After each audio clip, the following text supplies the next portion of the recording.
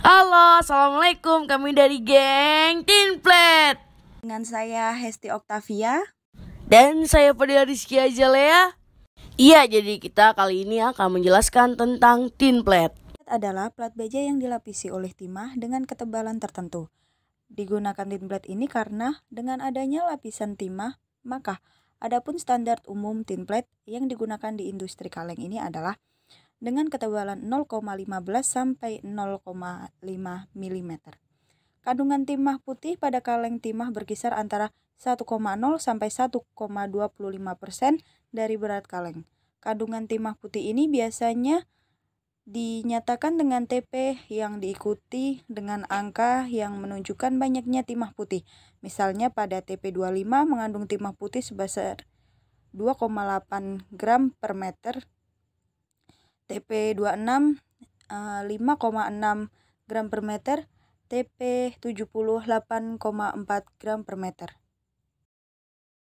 Sifat mekanisnya yaitu ductility atau kemampuan untuk dideformasi yang ekstensif tanpa retak, dan drawability. Sifat ini muncul dari pemilihan level baja dan kondisi pemrosesan dalam pembuatan. Kemampuan solder yang bagus, mampu las tidak beracun, sifat lumas, lacquerability, permukaan tahan korosi yang mengkilap, atau sifat khas tin. Lapisan tin mengikut pada dasarnya yaitu baja. Maksudnya, bila diberikan sejumlah deformasi di mana baja masih tahan, tin juga akan tahan. Kelebihan dan kekurangan. Kelebihan dari tinplet yaitu mengkilap, kuat, tahan karat, dan dapat disolder.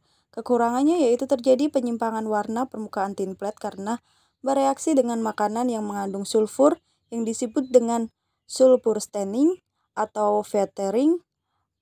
Terbentuknya noda sulfur pada permukaan tinplet. Kekurangan ini dapat diatasi dengan proses lacquering dan pasivitasi, yaitu melapisi tinplet dengan lapisan krom setebal 1-2 mg atau meter persegi. Proses lacquering dan pasivitasi dapat memperpanjang daya simpan tinplet dan mencegah terjadinya sulfur staining. Masalah dalam penggunaan kemasan plastimah atau tinplet.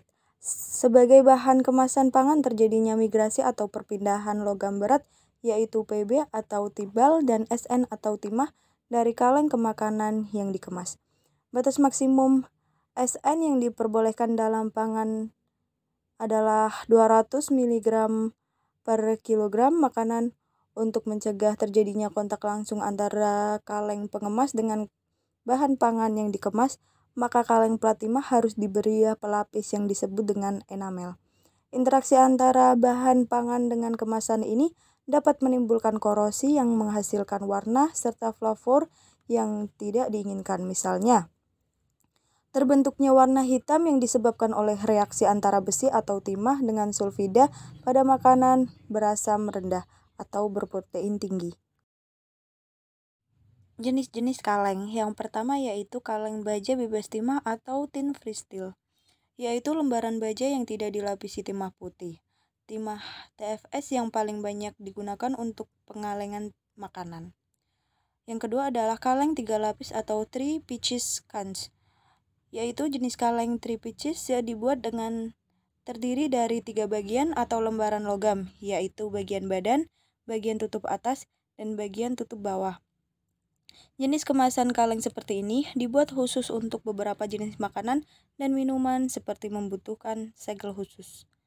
Kemudian yang terakhir ada kaleng lapis ganda atau 2 pitches cans, yaitu sesuai dengan namanya, 2 pitches cans adalah jenis kemasan kaleng yang terdiri dari 2 bagian, yaitu bagian utama atau bagian badan dan bagian penutup. Assalamualaikum warahmatullahi wabarakatuh. Saya Hesti Oktavia. Saya Fadila Rizky Azalea. Di sini kami akan membuktikan apakah tinplet ini bersifat konduktor dengan baik atau tidak. Dengan alat-alat seperti lilin, korek api, dan kaleng susu. Pertama, lubangi kaleng susu seperti ini. Lalu kita nyalakan api dan taruh kaleng susu terbalik seperti ini. Lalu kita taruhkan susu untuk membuktikan apakah tinpet ini bersifat konduktor.